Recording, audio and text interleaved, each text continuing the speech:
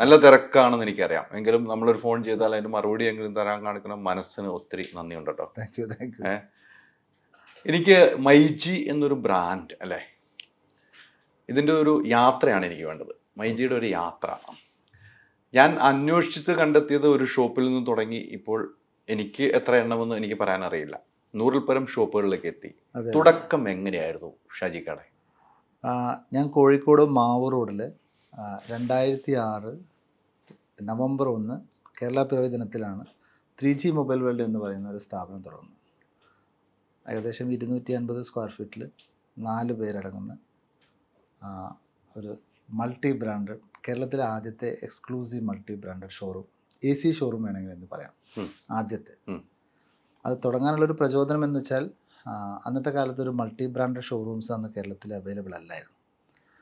അപ്പം അത് തുടങ്ങി, അത് വളരെയധികം സക്സസ് ആയി. കാരണം ആൾക്കാരത് വെയിറ്റ് ചെയ്തിരുന്നത് പോലെയാണ് എനിക്ക് തോന്നിയത്. കാരണം അത്രത്തോളം അത് വിത്തിൻ മന്ത്സ് തന്നെ എനിക്ക് അടുത്ത ഷോറൂം തുടങ്ങേണ്ടി വന്നു. അക്കോമഡേറ്റ് ചെയ്യാൻ പറ്റാത്ത എത്ര രീതിയിൽ തിരക്കായി. അങ്ങനെയാണ് ഞാൻ ഈ മാവൂർ റോഡിൽ തന്നെ ഏകദേശം 7 ഷോറൂമുകൾ തുടങ്ങിയത്. 800 മീറ്ററിൽ 7 ഷോറൂമുകൾ അന്നത്തെ കാലത്ത് തുടങ്ങിയത്. അത് കോഴിക്കോട് മാത്രം കേന്ദ്രീകരിച്ചാണ് 7 ഷോറൂം തുടങ്ങുന്നത്. ആദ്യം അങ്ങനെയാണ് തുടങ്ങുന്നത്. പിന്നീട് ഇത് ബിസിനസ്സിലേക്ക് വളരുകയാണല്ലേ. എനിക്ക് തോന്നുന്നു മൈജി ഷാജി എന്ന് പറഞ്ഞ വ്യക്തി ഇത്രയും വളരുമെന്നുള്ള പ്രതീക്ഷിക്കാതെയാണ് ഒരു ഷോപ്പിലേക്ക് വരുന്നത് അല്ലേ? തീർച്ചയായിട്ടും. അത് നമ്മളെ ഇഷ്ടപ്പെടുന്ന അല്ലെങ്കിൽ നമ്മളെ ഡീലിങ്സ് ഇഷ്ടപ്പെടുന്ന ഈ ആളുകളുണ്ടല്ലോ, ആ ആളുകൾ പെട്ടെന്ന് വരുന്ന ഷോപ്പിലേക്ക് തുടങ്ങാനുള്ള പ്രചോദനം അവർ തന്നെയാണ് നമുക്ക് തരുന്നത്. ബിസിനസ് മൊബൈൽ ഷോപ്പ് എന്ന ഒരു കോൺസെപ്റ്റിലേക്ക് വരാനുള്ള കാരണം വേറെ എന്തൊക്കെ ബിസിനസ് ഉണ്ടായിരുന്നു? മൊബൈൽ ഫോണിൻ്റെ സാധ്യതകൾ മനസ്സിലാക്കിയിട്ട് തന്നെയാണ് ഈ ഏരിയയിലേക്ക് വന്നത്. ഇത് നമുക്ക് ഭാവിയിൽ എത്രത്തോളം ഓപ്പർച്യൂണിറ്റികളിൽ ആൾക്കാർ സാധ്യതകൾ 100% സാധ്യതകൾ മനസ്സിലാക്കിയിട്ടാണ് വരുന്നത്. അപ്പോൾ തുടങ്ങുന്ന സമയത്ത് എൻ്റെ ഏറ്റവും വലിയ റോൾ മോഡൽ എന്ന് പറയുന്നത് എൻ്റെ വാപ്പിച്ചിയാണ്. അപ്പോൾ ഈ സ്ഥാപനം തുടങ്ങുന്ന സമയത്ത് കുറച്ച് പേർക്ക് ജോലി കൊടുക്കുന്ന കുറച്ച് സ്ഥാപനങ്ങൾ തുടങ്ങണമെന്നുള്ള രീതിയിലാണ് ആദ്യത്തെ സ്ഥാപനം മുതൽ നമ്മൾ തുടക്കം കുറിച്ചത്. ശരിക്കും പറഞ്ഞാൽ ഞാൻ 10ാമത്തെ ഷോറൂം എന്നാണ് ഞാനൊരു ഗോൾ സെറ്റ് ചെയ്യുന്നത്. ഞാൻ പല ഇൻ്റർവ്യൂസിൽ ഇത് പറഞ്ഞിട്ടുണ്ട്. കോഴിക്കോട് വളരെ സക്സസ് ആയി. തൊട്ടടുത്ത ജില്ലയായ വയനാട്ടിലേക്ക് നമ്മൾ സ്ഥാപനം തുടങ്ങി. അപ്പോഴേക്കും എനിക്ക് 10 ഷോറൂംസ് ആയിരുന്നു. അപ്പോൾ ആ 10 ഷോറൂംസ് തുടങ്ങുന്ന സമയത്താണ് എനിക്ക് കേരളത്തിലുടനീളം എല്ലാ 20 കിലോമീറ്ററിലും ഷോറൂമുകൾ തുടങ്ങണമെന്നും ഏകദേശം 1000 പേർക്ക്, വാപ്പിച്ചി എന്ന് പറഞ്ഞതുപോലെ ഒരുപാട് ആൾക്ക് എന്നുള്ളത് 1000 പേർക്ക് ജോലി കൊടുക്കുക എന്നുള്ള വലിയ ഒരു ലക്ഷ്യം, അല്ലെ വലിയൊരു സ്വപ്നമായിരുന്നു അത്. 700 കോടി വിറ്റുവരവുള്ളൊരു കമ്പനിയാക്കി മാറ്റുക എന്നുള്ളത്. 100 ഷോറൂമും 700 കോടി വിറ്റുവരവും അതോടൊപ്പം തന്നെ 1000 പേർക്ക് ജോലി കൊടുക്കുക എന്നുള്ള വലിയൊരു സ്വപ്നം കാണാൻ തുടങ്ങി. ആ സ്വപ്നം ഞാൻ എൻ്റെ ഒരു ഗോളാക്കി. ആ ഗോളിലേക്കുള്ള യാത്രയായി. അത് 100-ലധികം ഷോറൂം, ഇപ്പം 110 ഷോറൂംസ് മൈജിക്കുണ്ട്. കേരളത്തിൽ കാസർഗോഡ് മുതൽ തിരുവനന്തപുരം വരെ എല്ലാ ജില്ലകളിലും മൈജിക്ക് ഷോറൂംസ് ഉണ്ട്. ഈ വാപ്പിച്ചി ആണല്ലോ, വാപ്പിച്ചിയുടെ ഒരു പ്രചോദനമാണല്ലോ നമ്മൾ ബിസിനസ്. വാപ്പിച്ചിക്ക് എന്തൊക്കെ ബിസിനസ് ആയിരുന്നു? വാപ്പിച്ചിക്ക് ട്രാൻസ്പോർട്ടും റിയൽ എസ്റ്റേറ്റും ഒക്കെ ആയിരുന്നു ബിസിനസ്. വാപ്പിച്ചി ഇന്ന് ജീവിച്ചിരിപ്പില്ല, മരിച്ചുപോയി 12 വർഷമായി. അപ്പം അതെനിക്ക് തന്ന ഒരു മോട്ടിവേഷനും എൻ്റെ ലൈഫിൽ ഇൻഫ്ലുവൻസ് ചെയ്തെന്നാൽ അത് ചിന്തിക്കാൻ പറ്റാത്ത രീതിയിലുള്ള വലിയ മാറ്റങ്ങൾ എന്നിൽ ഉണ്ടാക്കിയിട്ടുണ്ട്. ഒരുപാട്. കാരണം നമ്മൾക്ക് കിട്ടുന്ന, നമ്മളെ കൂടെ നിൽക്കുന്ന എൻ്റെ ജോലിക്കാരെന്ന് പറയുന്നത് എൻ്റെ പാർട്ട്നേഴ്സാണ്. ഞാൻ അവരെ പാർട്ട്നേഴ്സ് എന്നാണ് വിളിക്കുന്നത്. അപ്പം എൻ്റെ വാപ്പിച്ചി തന്ന ഒരുപാട് അഡ്വൈസുകളിൽ ഒന്നാണത്. കാരണം കൂടെ നിൽക്കുന്ന ആൾക്കാർ എപ്പോഴും നമ്മൾ കൂട്ടിപ്പിടിക്കണം എന്നാണ് പറയാം. കാരണം അവരുണ്ടെങ്കിലേ നമുക്ക് നിലനിൽപ്പുള്ളൂ. അപ്പോൾ അതുകൊണ്ട് തന്നെ അതൊക്കെ എൻ്റെ ലൈഫിൽ ഞാൻ നല്ല രീതിയിൽ ഇംപ്ലിമെൻ്റ് ചെയ്തു. ഇപ്പോൾ എനിക്ക് 2580 പേര് എൻ്റെ പാർട്ട്നേഴ്സായി എൻ്റെ കൂടെ വർക്ക് ചെയ്യുന്നുണ്ട്. കേരളത്തിൽ 110 ഷോറൂംസായി. ഏകദേശം 700-ൽ നിന്നും മാറി 3000 കോടിയിലേക്ക് നമ്മൾ യാത്ര ചെയ്തുകൊണ്ടിരിക്കുകയാണ്. ഈ പറഞ്ഞ പോലെ വാപ്പിച്ചി ഇപ്പം ജീവിച്ചിരിപ്പില്ല എന്ന് പറഞ്ഞു. വാപ്പിച്ചി ഉള്ള സമയത്ത് എത്ര ഷോപ്പായിരുന്നു നമുക്കുണ്ടായിരുന്നത്? അറൗണ്ട് വാപ്പിച്ചി മരിക്കുന്ന സമയത്ത് എനിക്ക് 23-25 ഷോറൂംസ് ഉണ്ട്. 25 ഷോപ്പിലേക്ക് വാപ്പിച്ചി മരിക്കും. വാപ്പിച്ചി അവസാനമായിട്ട് പറഞ്ഞൊരു കാര്യമുണ്ടല്ലോ നമ്മുടെ വാപ്പിച്ചി അവസാനമായി പറഞ്ഞൊരു കാര്യം നമുക്ക് ഓർത്തെടുക്കുകയാണെങ്കിൽ എന്ത് ഓർത്തെടുക്കാൻ പറ്റും?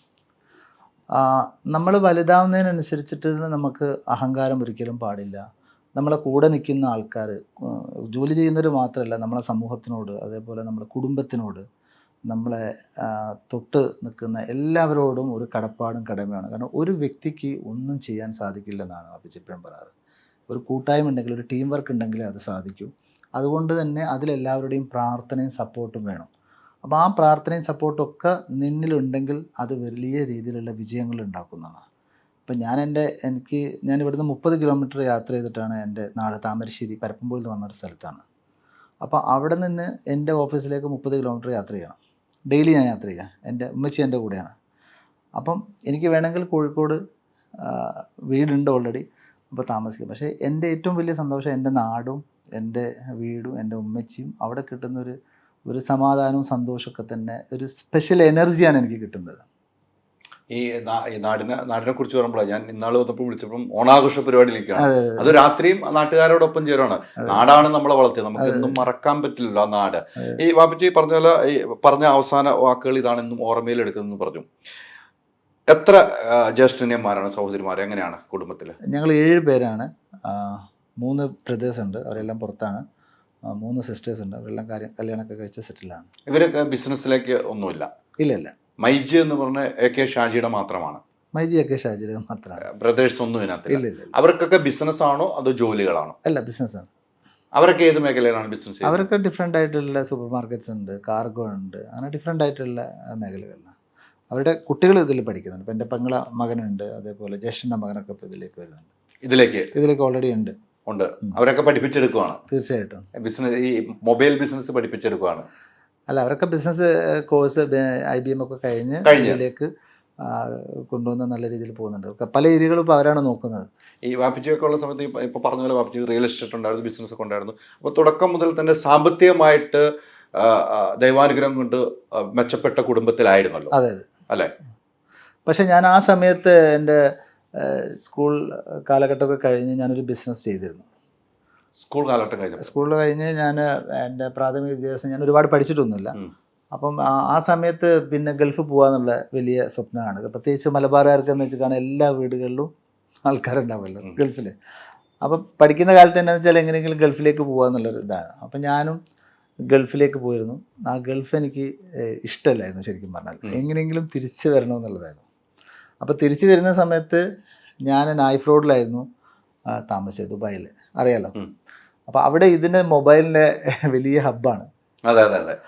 അപ്പോൾ അവിടെ നിന്നാണ് ശരിക്കും പറഞ്ഞാൽ ഈ ഒരു ഐഡിയ നമുക്ക് സ്റ്റാർട്ട് ചെയ്യുന്നത്. അപ്പം ആ സമയത്ത് എന്ന് പറഞ്ഞാൽ ഞാൻ എങ്ങനെയെങ്കിലും തിരിച്ച് നാട്ടിലേക്ക് വരിക, സ്വന്തമായിട്ട് എന്തെങ്കിലും ബിസിനസ് തുടങ്ങി സ്വന്തം കാലിൽ നിൽക്കുക എന്നുള്ളതാണ്. അപ്പം നമുക്ക് നമ്മളേതായ ഒരു സ്പേസ് കേരളത്തിലുണ്ടെന്നും തിരിച്ചു വരണമെന്നും വലിയ ആഗ്രഹം ഉണ്ടായിരുന്നു. ദുബായ് പോയിട്ട് ബിസിനസ് ചെയ്യുമായിരുന്നു അതോ? ബിസിനസ് അല്ല, ഞാൻ അവിടെ ഒരു കമ്പനിയിൽ വർക്ക് ചെയ്തായിരുന്നു എക്സ്പീരിയൻസിന് വേണ്ടിയിട്ട്. എൻ്റെ ബ്രദർ എന്നെ ഒരു കമ്പനിയിൽ കയറ്റി. അവൻ്റെ ബ്രദറിൻ്റെ കമ്പനിയിലല്ലാതെ അവിടെ ഒരു കമ്പനിയിൽ തന്നെ ചെയ്തു. അപ്പം ജോലിയുടെ പ്രശ്നങ്ങളും പ്രയാസങ്ങളൊക്കെ മനസ്സിലാക്കി. അപ്പം നന്നായിട്ട് ഞാൻ ഏകദേശം എനിക്ക് തോന്നുന്നത് ഞാൻ 4 മാസത്തെ അവിടെ വർക്ക് ചെയ്തിട്ടുണ്ട്. എനിക്ക് തോന്നുന്നത് 2008 ആ സമയത്താണ് 4 മാസം വർക്ക് ചെയ്തോളൂ. 4 മാസം കഴിഞ്ഞപ്പോൾ തന്നെ കയറി പോന്നോ? ആ 4 മാസം കൊണ്ട് ഞാൻ അവിടെ കഷ്ടപ്പെട്ടത്. അപ്പോൾ ആ സമയത്ത് ഞാൻ പിന്നെ എങ്ങനെയെങ്കിലും ഇവിടെ എത്തുക എന്നുള്ളതാണ്. അപ്പം ഇവിടെ എത്തിയതിന് ശേഷം എനിക്ക് കിട്ടിയതെന്ന് വെച്ചാൽ ഞാൻ താമസിച്ച സ്ഥലത്ത് നിന്ന് ഒരുപാട് പഠിക്കാൻ പറ്റി എനിക്ക്. ആ പഠിത്തമാണ് ശരിക്കും ഈ മൊബൈൽ ഫീൽഡിലേക്കുള്ള. ഈ ദുബായിക്ക് പോകുമ്പം വാപ്പച്ചി എന്താണ് പറഞ്ഞത്? പോകണമെന്ന് പറഞ്ഞ് നമ്മുടെ ഇഷ്ടപ്രകാരം പോയതാണോ? ഞാൻ എൻ്റെ ഇഷ്ടപ്രകാരം. വാപ്പച്ചി പോകണ്ടെന്നോ പോകണമെന്നൊന്നും പറഞ്ഞിട്ടില്ല? അല്ലെങ്കിൽ വാപ്പച്ചിയുടെ കൂടെ വേണമെങ്കിൽ നിൽക്കാം, ബിസിനസ്സിന് നിൽക്കാം.